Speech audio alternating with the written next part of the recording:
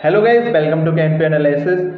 बहुत सारी मीडिया में न्यूज चली और संसद में बहस हुई, लोकसभा राज्यसभा में बहुत सारी अच्छी डिबेट्स हुई, बहुत सारे यूट्यूब चैनल्स ने वीडियोस बना दी हैं, बहुत सारे टीचर सपोर्ट में आ गए, बहुत सारे टीचर अपोजिशन में हैं। लेकिन यूपीएससी एस्पिरेंट के जो प्रोटेस्ट है, क्या वो एक सक्सेस की तरफ बढ़ दिया, एक फेलियर की तरफ बढ़ दिया? आज इस वीडियो में ये चीज़ हम डिस्कस करने वाले हैं। यूपीएससी एस्पिरेंट की प्रोटेस्ट जब मीडिया में हुई तो हम लोगों को बहुत खुशी हुई, ठीक है भाई, अरे मीडिया में आ दिया, शायद कुछ एक्शन होगा।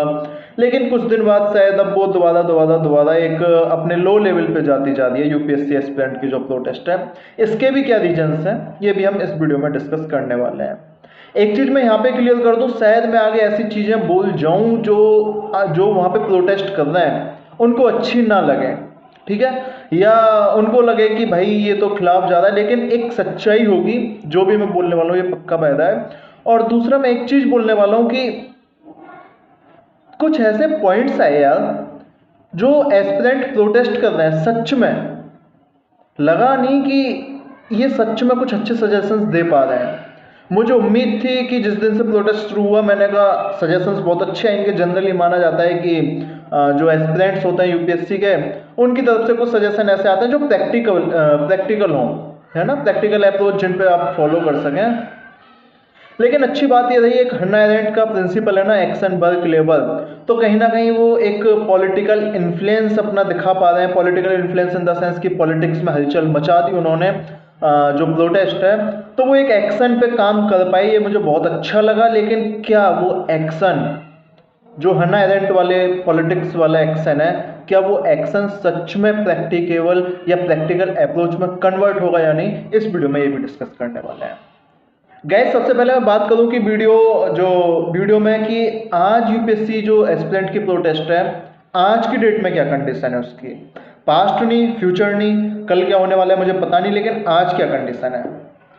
मैं सबसे पहले एक चीज़ बताऊं कि आप जो यूपीएससी एस्पिरेंट की प्रोटेस्ट, या मैं यूपीएससी प्रोटेस्ट बोल दूंगा शॉर्ट में, आप समझ जाना, है ना, जो ओआरएन में चल रही है, वहाँ पे एक मेरे जैसा एस्पिरेंट जो शायद दिल्ली से थोड़ी दूर रहता है, लगभग 3 घंटे के रास्ते पर है, और जो पॉलिटिक्स में भी, जो सोशल एक्टिविटीज़ में भी जिसे इंटरेस्ट है, वो यूपीएससी कम्युनिटी को, जो यूपीएससी एस्पिरेंट कम्युनिटी है, उसको ऑनलाइन सपोर्ट करने की सोच रहा है। क्यों वहाँ पे जाके फिजिकल सपोर्ट, यानी कि इन द सेंस कि ऑफलाइन सपोर्ट जाके क्यों अभी शो करने के लिए मोटिवेटेड नहीं है, ये एक पॉइंट है जो वहाँ पे एस्पिरेंट प्रोटेस्ट कर रहे हैं उनको भी समझना होगा।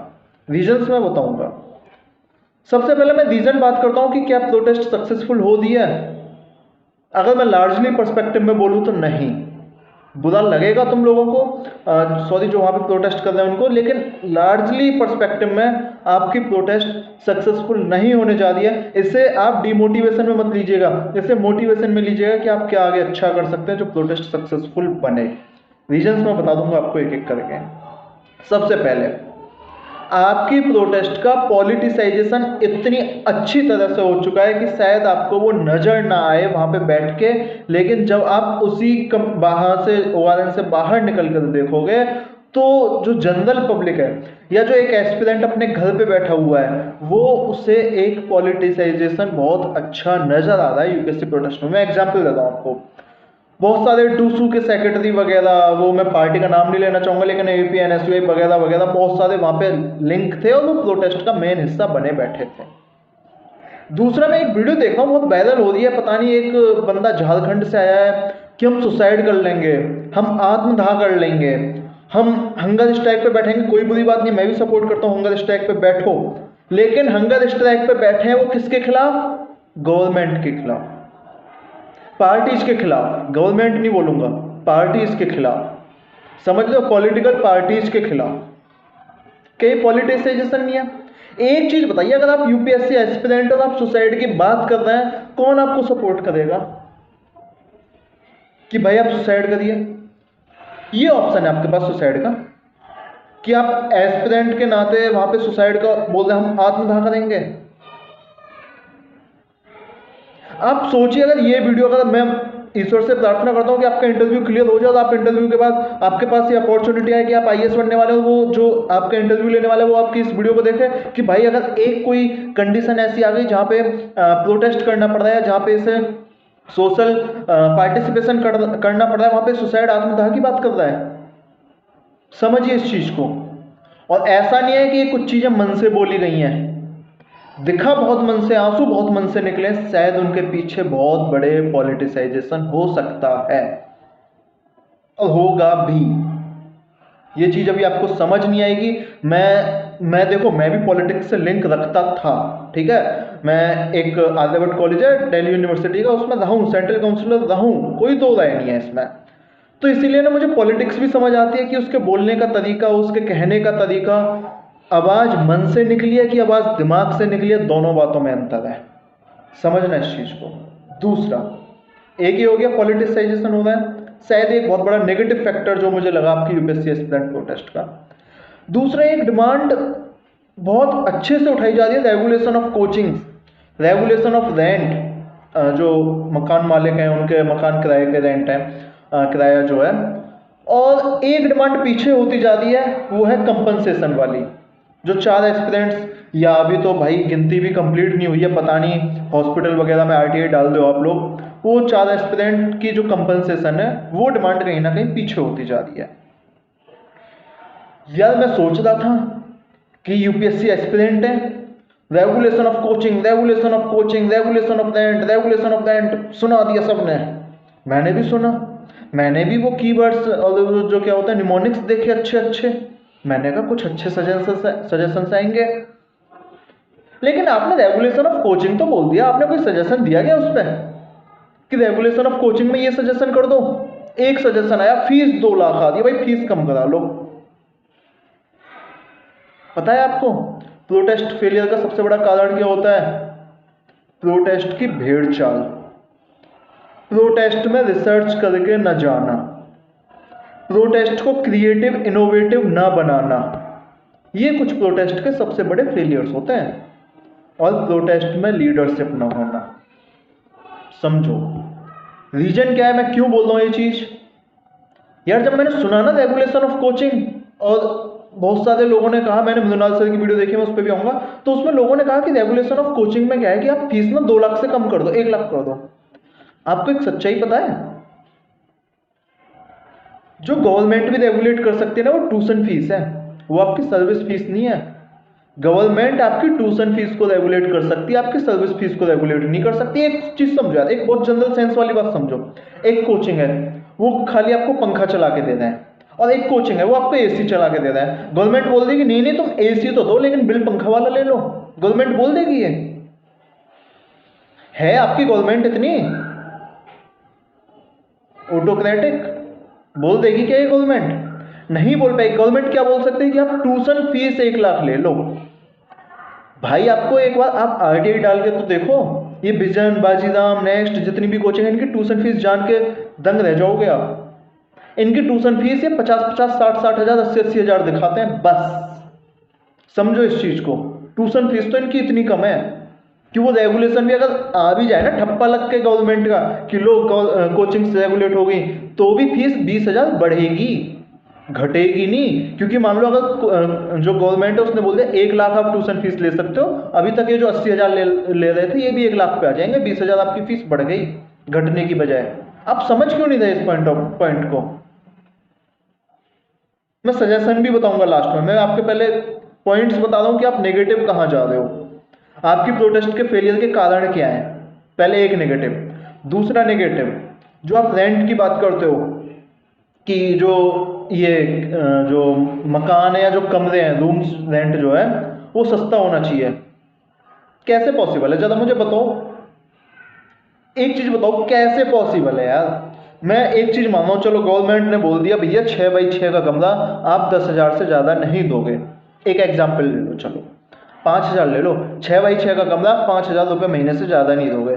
अब एक तो 6x6 के कमरे में आपको सांप घूमते हुए मिल रहे हैं, यानी कि उसमें टैल नहीं है, पानी आ रहा है, बेकार है। और एक 6x6 के कमरे में आपको एसी है, बेड है, टाइल है, पत्थर है ना, साथ में कर्टेन्स वगैरह सब चीज मिल रही है। पॉसिबल है ये रेगुलेशन? दूसरा, वो आप रेगुलेशन क्या लाना चाहते हो कि एस्पिरेंट्स के लिए कमरा सस्ता हो जाए, यही तो बोल रहे हो ना कि जो यूपीएससी एस्पिरेंट हैं उनके लिए कमरा सस्ता हो जाए। एक बात बताओ, दिल्ली में जो मकान मालिक है वो तुम्हारे लिए बैठा है कि एस्पिरेंट आएगा मेरा कमरा लेगा, मैं कमरे सस्ते दूंगा? भाई वो बाहर निकाल के खड़ा कर देगा कि मैं एस्पिरेंट को कमरा ही नहीं देता। पता है दिल्ली में ना लोकल ट्रेन जाके देखना, इतनी डेली पब्लिक ट्रेवल करती है ना, इतने लोग तो वहां से दिल्ली से इसलिए बाहर आ जाते हैं कि उन्हें वहां रहने की जगह नहीं मिलती। समझ रहे हो आप? मैं ये नहीं बोल रहा कि रेगुलेट नहीं होना चाहिए, मैं शुरू में बोला था, वीडियो शायद आपको लगे कि नेगेटिव है, लेकिन मैं वीडियो की सच्चाई बताना चाह रहा हूं कि अगर आप इन मुद्दों को उठाओगे, ये मुद्दे ऐसे हैं पॉलिटिसाइज होंगे, ये मुद्दे ऐसे हैं कि एक चीज समझो, चलो मैं आपको एक और चीज बताता हूँ। रेगुलेशन किसके हाथ में है? जो रेंट रेगुलेशन है स्टेट गवर्नमेंट के हाथ में, मानते हो चीज? एक चीज बताओ यार, स्टेट गवर्नमेंट एक वहां पे लोकसभा कॉन्स्टिट्यूएंसी, 3-4 असेंबली कॉन्स्टिट्यूएंसी, वो आपको सपोर्ट करेगी या जो वहां के ओनर्स हैं, जो वहां के रहने वाले हैं, जो वहां की कम्युनिटी है उनको सपोर्ट करेगी? तुम जनरली सोचो, तुम्हें क्या लगता है गवर्नमेंट तुम्हारे साथ खड़ी होती है कभी?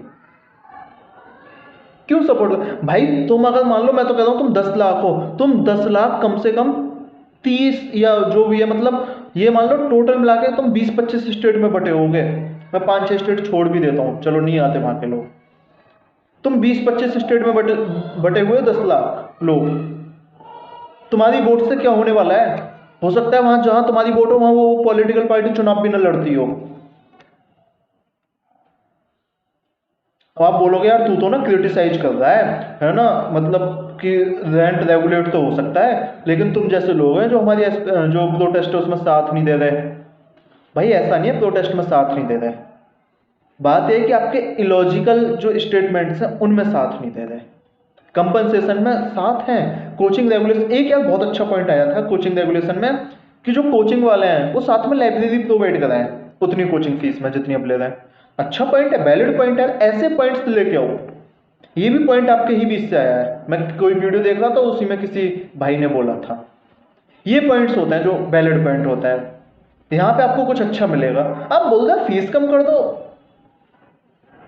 No logic. तीसरा, कंपनसेशन पे अभी तक मैं देख रहा था बहुत सारे लोग क्या करते हैं, मिनिमम इतनी होनी चाहिए, मैक्सिमम इतनी होनी चाहिए। कंपनसेशन में आपने कभी सुना है मैक्सिमम का कंसेप्ट? आपने सुना है यार? मैक्सिमम तो कितनी भी पहुंच जाए भाई। कंपनसेशन की एक डिमांड होती है कि भाई जैसे आपने बोल दिया कि हमें 1 करोड़ चाहिए, तो वो चाहिए ही चाहिए हर एस्पिरेंट के लिए। उसमें फिर आप ये नहीं कर सकते कि नहीं इतना कम कर दो, इतना ज्यादा कर दो, नहीं चाहिए। एक और पॉइंट, आपकी यूपीएससी एस्पिरेंट की जो प्रोटेस्ट है उसका पॉलिटिसाइजेशन हो रहा है, लेकिन वहां पे जो लोग बैठे हैं वो पॉलिटिसाइज्ड होने से बच रहे हैं। समझे नहीं समझे? यानी कि बाहर का बंदा आके आपकी यूपीएससी एस्पिरेंट की प्रोटेस्ट को यूज कर ले रहा है, गवर्नमेंट्स और जो पॉलिटिकल लीडर्स हैं वो आपकी जो प्रोटेस्ट है उसको यूज कर ले रहे हैं, वो खुद को चमका ले रहे हैं, लेकिन आप लोग सीधे बोलने में हिचक रहे हो कि जिम्मेदारी किसकी है। आप लोग कभी बोल दो तो एलजी डिजाइन करो, कभी बोल दो तो एमसीडी कमिश्नर डिजाइन करो, कभी नरेंद्र मोदी मुर्दाबाद, कभी अमित शाह मुर्दाबाद, कभी वहां का बीजेपी सांसद मुर्दाबाद, कभी वहां का जो एमपी जो एमएलए है शायद आम आदमी पार्टी का है वो मुर्दाबाद। क्रेडिबिलिटी किसकी थी? अकाउंटेबिलिटी रिस्पॉन्सिबिलिटी किसकी थी? गवर्नमेंट ये तक डिसाइड नहीं कर पाई। ये उनके लिए बता रहा हूं जिनको लगता है हमारा इशू पार्लियामेंट में उठ गया, हमने बहुत अच्छी प्रोटेस्ट कर दी। एक चीज जरूर है, आप यूनाइटेड हो, ये सबको दिख रहा है, ये सबको दिख रहा है कि ओगादेन यूनाइटेड है, लेकिन उस यूनिटी को तोड़ने की जो कोशिश की जा रही है वो शायद आपको नहीं दिख रही। वो बाहर से दिख रही है कि हाँ भाई इनको आज तोड़ा जा रहा है, मतलब यूनिटी को तोड़ा जा रहा है, लेकिन वो आपको चीज समझ नहीं आ रही कि हमारी यूनिटी कैसे तोड़ी जा रही है। आपकी यूनिटी ऐसे ही तोड़ी जा रही है ना कि एक बात बताओ, स्टेट गवर्नमेंट या सेंट्रल गवर्नमेंट एक लेटर जारी करके कम से कम इतना तो फिक्स कर सकती थी कि भाई ये अकाउंटेबिलिटी रिस्पॉन्सिबिलिटी इसकी है। बहुत सारे इंस्टीट्यूशन ने, हम खुश हो रहे हैं कि सो मोटो केस लिया है, ठीक है अच्छी बात है, लेकिन शायद दिमाग में ये भी रखना चाहिए कि राज्यसभा भी पास है, राज्यसभा इलेक्शन भी पास है।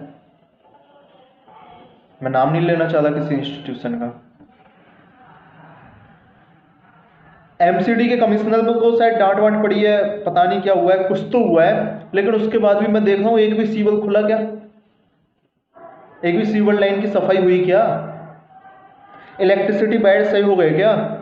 पर मेन इशू तो ये था ना भाई, मेन इशू तो सेफ्टी था ना। अब सेफ्टी के चक्कर में आप रेगुलेशन पे पहुंच गए। पहले सेफ्टी इशू सबसे पहले आना चाहिए कि भाई एग्जिट सही होना चाहिए, एंट्रेंस सही होना चाहिए, और जो फ्लड सिस्टम है वो सही होना चाहिए, सीवरेज सिस्टम सही होना चाहिए, इलेक्ट्रिसिटी बैड सही होने चाहिए। ये मेन पॉइंट्स आने चाहिए पहले बाहर। मैं इसीलिए बोल रहा हूँ प्रोटेस्ट डाइवर्ट की जा रही है। अच्छा एक चीज और बताऊं, मैं एक चीज बहुत क्लियर बताता हूँ, जो मीडिया है ना, अगर आप बोलते हुए ना इन चीजों को, sewerage system, electricity beds, media दिखा नहीं रहा इन चीजों को। मीडिया पता है क्या दिखा रहा है? अब दोजा क्यों नहीं आए कोचिंग में, सॉरी प्रोटेस्ट में। और आप भी इस मुद्दे पे वो जाके क्वेश्चन पुट अप करता है, अब दोजा क्यों नहीं आया, अब दोजा पे आपको क्या कहना है, माइक लगा के, और आप अब दोजा पे बोलने लगते हो। सॉरी सर है, ठीक है, जो भी आप बोलना चाहो, जैसे बोलना चाहो। अब मिस्टर अवधोजा पे बोलने लगता, अब मिस्टर विकास दिव्य कीर्ति बोलने लगता। आपने प्रोटेस्ट इसलिए शुरू की थी कि आप इन पे बोलोगे। भाई आपको तो मीडिया सबसे पहले, आपको मीडिया से सबसे पहले कहना चाहिए नहीं आए भाड़ में जाओ, हमें जरूरत भी नहीं उनकी, हम इतने हकदार हैं। तुम ना एक चीज समझो, तुम लोग अगर सिस्टम में आके सिस्टम चलाना जानते हो तो तुम लोग सिस्टम हिलाना भी जानते हो। ये चीज तुमको कब समझ आएगी? तुमको क्यों सपोर्ट की जरूरत पड़ रही है कि आज मंत्री जी आ रहे हैं, मंत्री जी के आसपास 10 लोग खड़े हो गए, है ना, फिर विधायक जी आ रहे हैं, फिर सांसद जी आ रहे हैं। भाई ये आगे कुछ नहीं कर रहे, इनकी रील्स कट रही हैं, ये रील्स कटवाने आ रहे हैं, इंस्टाग्राम पे रील्स पोस्ट करवाने आ रहे हैं, यूट्यूब पे रील्स पोस्ट करवाने आ रहे हैं। ये इनका आपका कोई इशू नहीं है। आप पूछ लेना इनसे, इनकी अगर भाई जो पॉलिटिक्स में है ना, जो जानकार हैं, उनको पता होगा इनके ऑफिस में आपकी बात तक नहीं होती। वो जिस दिन आए उस दिन बात खत्म। बात जब तक होती थी जब तक वहां पहुंचे नहीं थे, जब वो वहां पहुंच गए उसके बाद उनका इशू नहीं है। ये मीडिया में आने तो नया इशू आ गया ना, आज बांग्लादेश वाला, देख लेना तुम्हारी बात कोई उठा जाए। मैं कह रहा हूं कोई सा चैनल तुम्हारी बात उठा जाए। पता है क्यों तुम्हारी बात क्यों नहीं उठ रही? क्योंकि तुम यूनाइटेड हो लेकिन तुम टूट जाते हो जल्दी। मैं एक एग्जांपल देता हूं। अभी 3-4 दिन पहले पुलिस गई थी आयरलैंड में, ठीक है ना, वहां पे जो एस्पिरेंट प्रोटेस्ट पे बैठे थे, वो जो एस्पिरेंट है वो खदेड़ दिए, जाओ जाओ यहां से जाओ, बस वो इतना कर रहे थे, इससे ज्यादा कुछ नहीं कर रहे थे हाथ से। भाई मुझे इतना, मैं इतना सरप्राइज हुआ कि आप लोग वहां से चलने लगे उठ के। मैंने कहा ये क्या है? आप लोग बोले I love you Delhi police, इस तरह के नारे लगे थे ना, वो नारे आपने लगाए थे। तुमको लगा कि पुलिस तुम्हारी सुरक्षा के लिए, लॉज रेगुलेशन के लिए आई थी? तुमको लगा कि पुलिस को ये ऑर्डर जारी किए गए थे कि सड़क खाली करवाओ? समझो यही पॉलिटिक्स है जो मैं बोल रहा हूं। पुलिस को कहीं ना कहीं इनडायरेक्टली पे ये बोला गया होगा कि भाई तुम जाके देखो उनमें ताकत कितनी है, तुम जाके देखो वो कितने यूनाइटेड है, वो तुमसे कितना डरते हैं।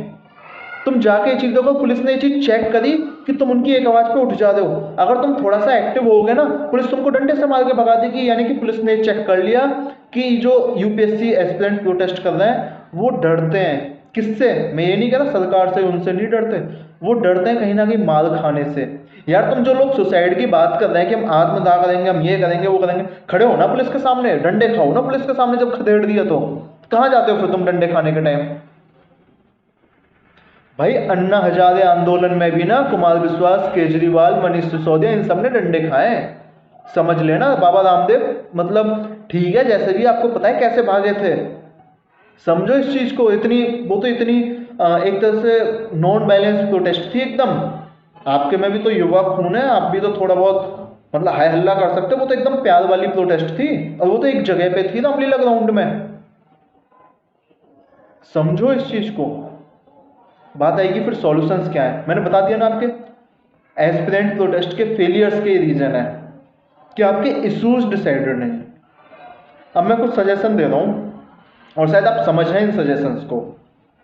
पहला सजेशन, घरों में मत बैठो, अपने कमरों में मत बैठो। जो मेंस 2024 वाले हैं उन्हें इतनी छूट दे दो कि वो कमरे में बैठ कर तैयारी करें, लाइब्रेरी में जाए। एक लाइब्रेरी वाले इशू रह गया यार, मैं बताऊंगा अभी, यूनाइटेड की बात बता रहा था ना मैं। एक और चीज समझो, बहुत सारे लोगों ने पढ़ा कि जब से बेसमेंट में लाइब्रेरी बंद होगी किराया बढ़ा दिया 4,000 5,000, ये कर दिया वो कर दिया। आवाज उठा दो ना, तुम ही लोग आवाज उठा दो, ठीक है, कि भाई किराया कम होना चाहिए, कम होना चाहिए। क्या तुम में से किसी ने ये नहीं सोचा कि एक दिन सब लाइब्रेरी जाना बंद कर दें? जो मेंस 2024 वाले एस्पिरेंट हैं उनके अलावा सोचो,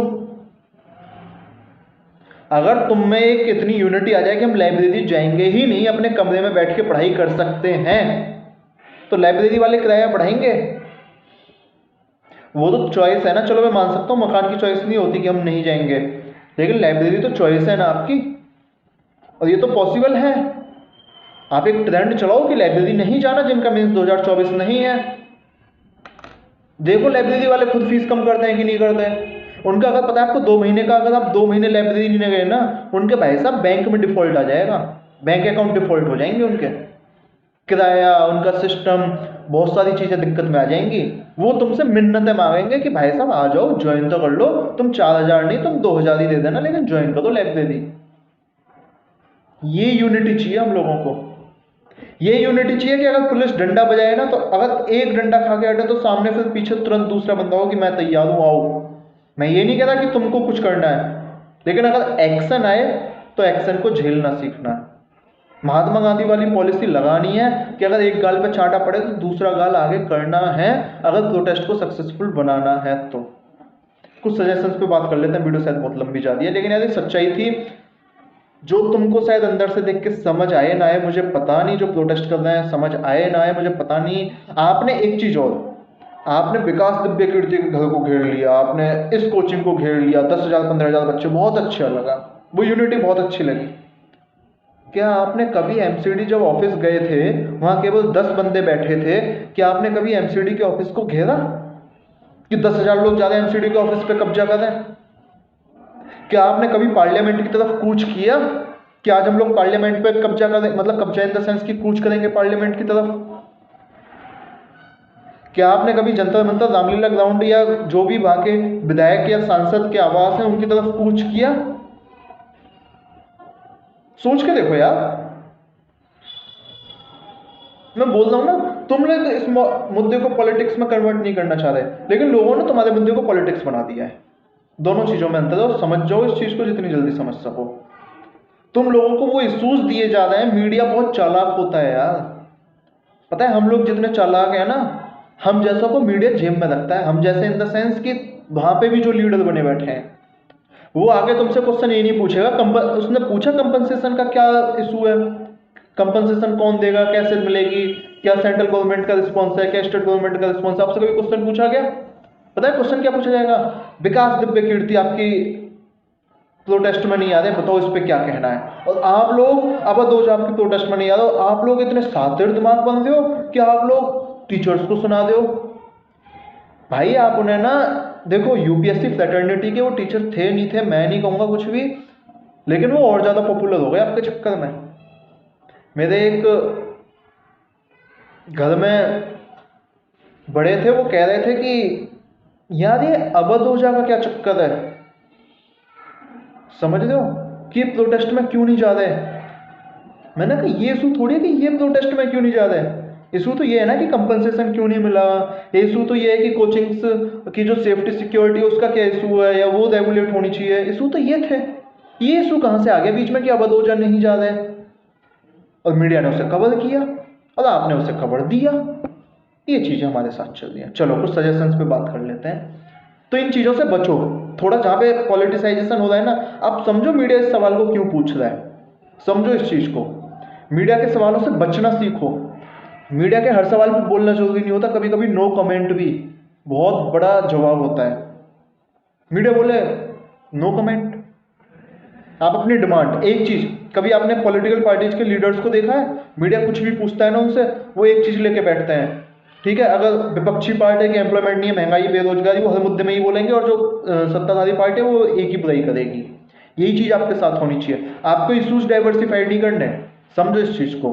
आपको पॉइंट्स कंसोलिडेट करने हैं और उन पे ही बोलना है। अब मैं एक चीज़ बताता हूँ, जो रेगुलेशन ऑफ कोचिंग की बात आती है, सजेशंस की बात आती है, यार क्या ऐसा नहीं हो सकता कि एक रेगुलेशन आ जाए कि जो आपका लास्ट ईयर का बैच है हर कोचिंग का, या सेकंड लास्ट ईयर का भी चलेगा, वो आप ऑनलाइन अगर अवेलेबल होता है तो उस पर कोई कॉपीराइट इशू नहीं आएगा, और हर कोचिंग को अपने प्लेटफॉर्म पे वो प्रोवाइड कराना होगा फ्री ऑफ कॉस्ट, या 2 या 3 हज़ार रुपये लेके एक मिनिमल कॉस्ट।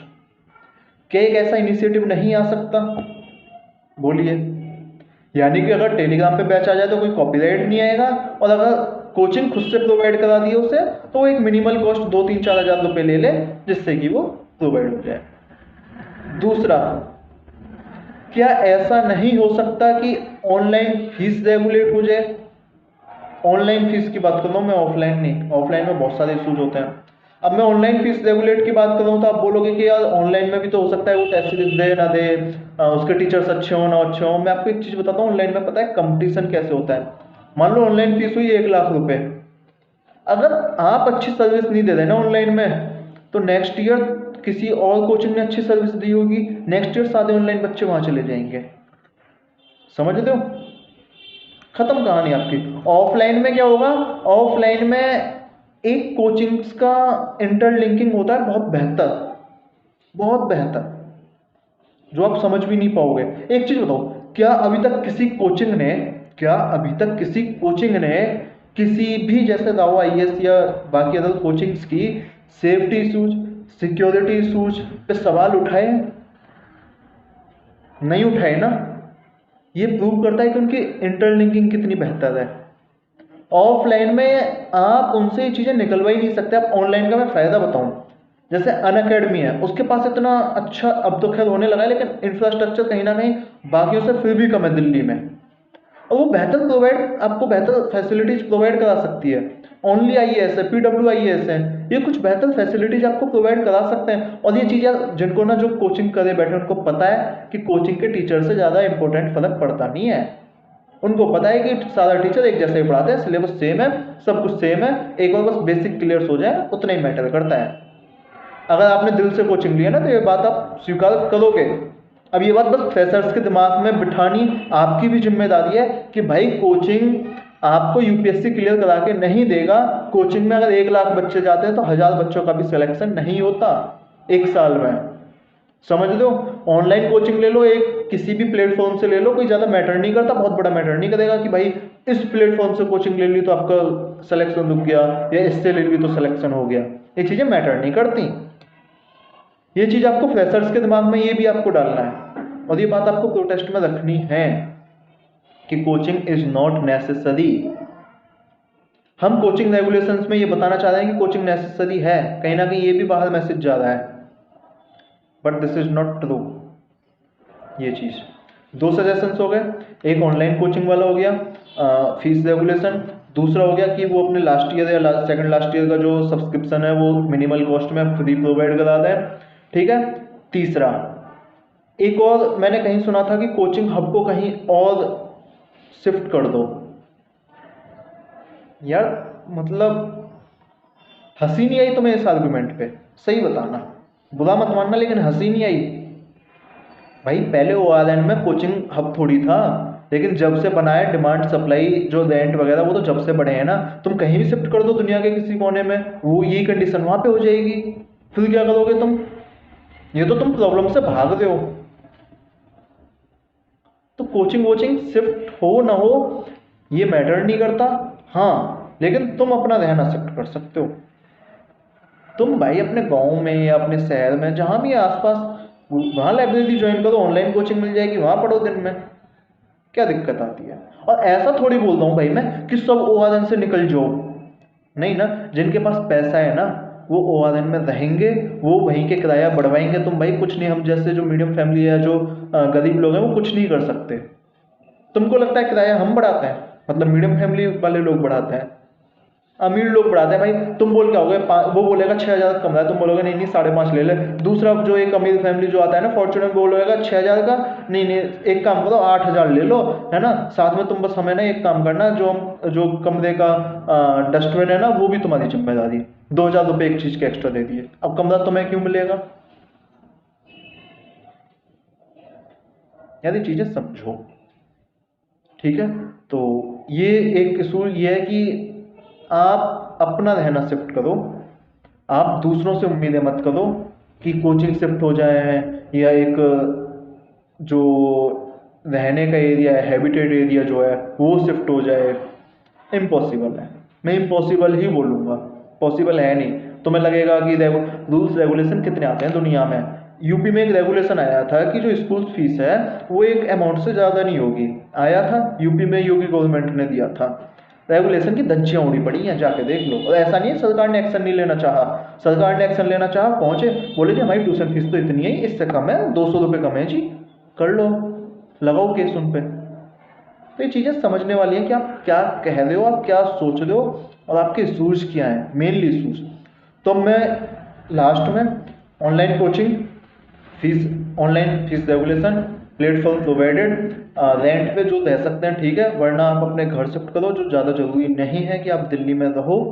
तीसरा, चौथा, इसके अलावा अगर एक और मैं सजेशन देना चाहूँ वो कंपनसेशन की बात करो, और जब तक कंपनसेशन ना मिले तब तक हम बैठ जाओ, हटो मत, चाहे भूखे बैठो चाहे प्यासे बैठो, नहाओ चाहे मत नहाओ, लेकिन बैठ जाओ एक जगह डिसाइड कर लो और वहाँ बैठ जाओ। ऐसे ही मत करो कि 10 एस्पिरेंट अब बैठ गए, 10 जब बैठ गए, 10 जब बैठ गए, नहीं, एक जगह बैठो, एक लोकेशन हो, एक टाइम हो, एक फीचर्स हो और एक डिमांड हो। जब डिमांड पूरी होगी, वरना कंपनसेशन भी रह जाएगा। कोचिंग्स ने जितना दे दिया ठीक है, सरकारें इस चीज़ को, मुझे नहीं लगता सरकारें इस चीज़ के प्रति ज़्यादा सीरियस हैं कि वो कंपनसेशन देना है, उनके लिए ऑल मैटर्स जारी हैं। कंपनसेशन उनके लिए बहुत लास्ट मैटर है, अगर तुमने कुछ ज़्यादा अच्छा प्रोटेस्ट कर लिया तो शायद कंपनसेशन की बात उठेगी, वरना शायद कंपनसेशन एक बहुत, मुझे अभी आज की डेट में एक बहुत बड़ा इशू लग रहा है, जो शायद सरकारें उसके ज़्यादा पक्ष में नहीं है, और 1 करोड़ जो अमाउंट है उसके पक्ष में तो बिल्कुल नहीं है आज की डेट में, ठीक है। तो थोड़ा सा वो इशू सबसे पहले रखा है, जिनकी फैमिलीज़ हैं, जिन मेरे साथी इसके जो गए, मतलब उनकी फैमिली को कम से कम ये चीज़ तो मिलनी चाहिए कंपनसेशन। बाकी सांत्वना हम दे सकते हैं, लेकिन कहीं ना कहीं एक जो लॉस होता है उसको कोई कंप्लीट कर नहीं सकता, तो थोड़ा सा उस चीज़ पे ध्यान दो।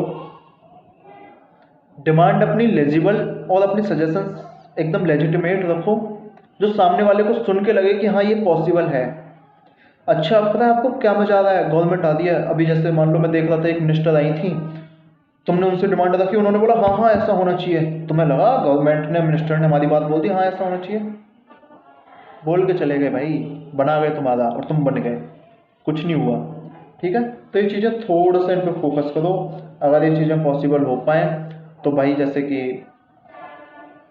कंपनसेशन फर्स्ट डिमांड हो, सीवर लाइन एमसीडी की जो जिम्मेदारी है, भाई सीवर लाइन खोल के डाल दो ना यार, तुम लोग करो रास्ता ब्लॉक, किसने रोका है तुम्हें, एक्शन लो, देखा जाएगा जो होगा, डरो मत, है ना। तो सीवर लाइन की जो सफाई है वो होनी चाहिए, वो आपका सेकंड इशू होना चाहिए, compensation first issue, sewer line की सफाई सेकंड इशू, इलेक्ट्रिसिटी जो बायर्स हैं उनके प्रोटोकॉल्स जो होना चाहिए वो थर्ड इशू होना चाहिए, जो ऑनलाइन कोचिंग्स हैं उनका रेगुलेशन आपका फोर्थ इशू होना चाहिए, जो मैं बोल रहा हूँ प्लेटफॉर्म प्रोवाइड कराना वो आपका फिफ्थ इशू होना चाहिए, अकाउंटेबिलिटी रिस्पॉन्सिबिलिटी जो है डिसाइड होना ये सिक्स इशू, लेकिन एक बोलते हैं ना कि क्या बोलते हैं वो अनिवार्य है, अरे यार मतलब एक नेसेसरी वाला इशू होना चाहिए कि अकाउंटेबिलिटी रिस्पॉन्सिबिलिटी तुरंत डिसाइड होगी, तुरंत सस्पेंशन होगा, एक ये अकाउंटेबिलिटी रिस्पॉन्सिबिलिटी वाला इशू होना चाहिए, और केवल एग्जीक्यूटिव एडमिनिस्ट्रेटिव अकाउंटेबिलिटी रिस्पॉन्सिबिलिटी नहीं, पॉलिटिकल अकाउंटेबिलिटी रिस्पॉन्सिबिलिटी भी कहीं ना कहीं आप समझ सकते हो कि वो थोड़ी सी हो सकती है, लेकिन ये मैं बोलूँ सब्जेक्टिव इशू है, लेकिन हो सकता है कि ये आप इस पर चर्चा कर सकते हो। एग्जीक्यूटिव अकाउंटेबिलिटी रिस्पॉन्सिबिलिटी तो मतलब कंपलसरी है ही है, उस चीज़ पे आपको बात करनी है। और फिर इसके अलावा अगर आप नेक्स्ट मुद्दा उठाना चाहते हो तो वो आप वहाँ की फूड सिक्योरिटी पे उठाओ, हाइजीन वगैरह पे, उन पे मुद्दा उठाओ।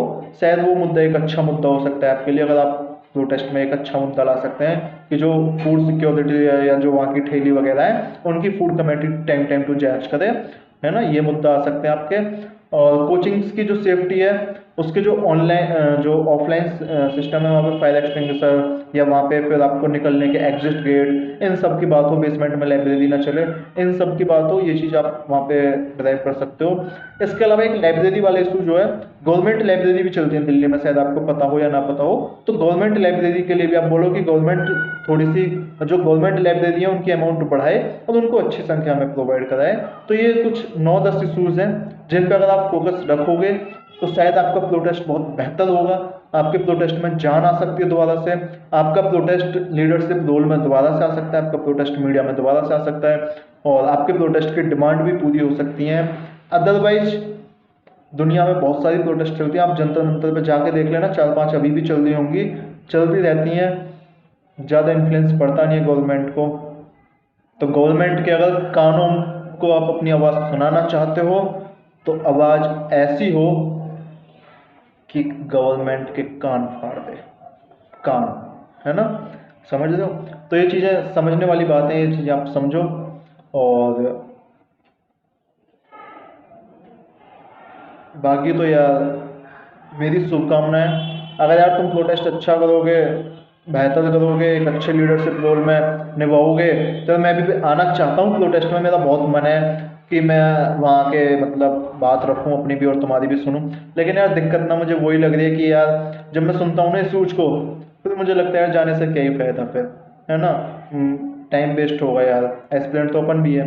तो लेकिन अगर यार आप इशूज अगर सही से रखोगे, बेहतर ढंग से रखोगे, सपोर्टिव वे से रखोगे, तो गवर्नमेंट भी सुनेगी।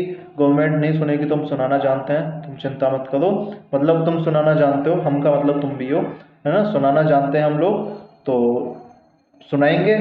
और एक टाइम लिमिट में रखो, ऐसे नहीं कि प्रोटेस्ट करके बैठे हैं, हाँ चलो आज ही आ गया कल वो आ गया, भाई कोई नहीं सुनने वाला।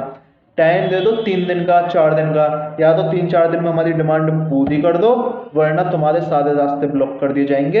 ये गवर्नमेंट को चेतावनी दे दो, पुलिस डंडे मारे खाओ, जो पानी मारे जो क्या होते हैं वो आंसू जिससे निकलते हैं, गैस के गोले, जो छोड़े छोड़ो, तुम्हें वहां डट के रहना है, हट के रहना है, जान सुसाइड करके नहीं देनी, बस ये मेरा कहना है।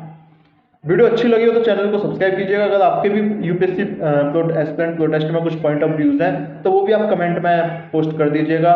और वीडियो अच्छी लगी हो तो चैनल को सब्सक्राइब कीजिए, लाइक कीजिए, शेयर कीजिए। ये वीडियो शेयर जरूर कीजिए, जो वहाँ पे एस्पिरेंट्स प्रोटेस्ट कर रहे हैं ना, दिल से साथ हूँ, ठीक है। वो बोलते हैं भाई मैं सुसाइड करने वालों में से तो हूँ नहीं, लेकिन अगर तुम्हें ये लगे ना कि भाई जैसे मतलब एक शहर और एक गांव का फर्क होता है कि शहर वाले लोग मतलब शहर गांव का तो कोई फर्क नहीं है, लेकिन अगर तुम्हें लगे ना कि भाई मतलब एक ऐसा बंदा चाहिए जो पुलिस के सामने डट के खड़ा हो, ये खड़ा हो, भाई हम सब साथ हैं। जिस दिन तुम एक आवाज़ दोगे ना, हम सारे लोग आ जाएंगे एक आवाज़ पे, लेकिन वो एक आवाज़ यूनाइटेड होनी चाहिए, लोकेशन एक जगह होनी चाहिए, सारा सिस्टम एक जगह होना चाहिए। तुम एक आवाज़ दे के तो देखो भाई, तन मन धन से आपके साथ है, आप बुलाओ हम आएंगे, ठीक है। और मैं जो बाकी यूट्यूब कम्युनिटीज के लोग भी हैं उनसे भी कहना चाहता हूँ, सपोर्ट करो। ये एक टाइम ऐसा है कि अगर इसमें आप सपोर्ट कर दोगे तो शायद इतिहास में याद रखे जाओगे। सपोर्ट का मतलब ये नहीं होता कि जो बोल दिया वो सही, सपोर्ट का मतलब होता है, दोस्त का मतलब क्या होता है, यही होता है ना कि भाई जो बोल रहे हैं कि भाई ऐसा नहीं ऐसा कर लो, सामने वाले को बात पसंद है, ठीक है। एक वो मेथड है ना डायलेक्टिकल मैकेनिज्म, थीसिस एंटीथीसिस और फिर सिंथेसिस।